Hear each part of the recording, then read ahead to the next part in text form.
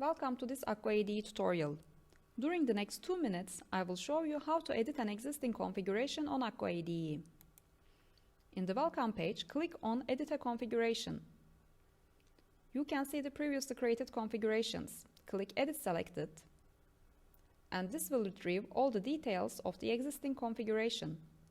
You can add a filter on the data rows by applying the validation rule does not contain red on the color column to get only the products which do not have red color in your grid view.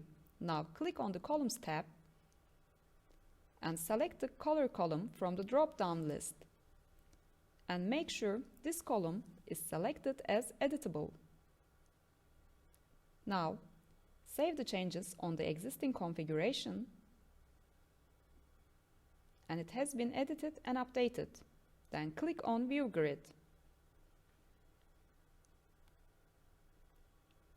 Now you see the grid with the table where the product color is filtered as specified in the configurations, and there are no red colored products displayed in the view.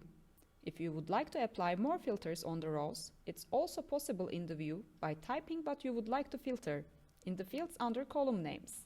For example, filter the product with product ID 738. Type 738 in the field under product ID, set the rule as equal to, then in the result, double-click on the color field which is displayed as black.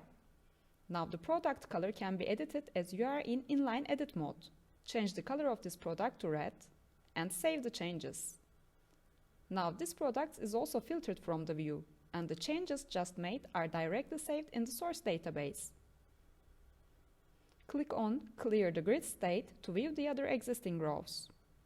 Now I've shown you how to edit an existing configuration on accoADE. Thanks for watching.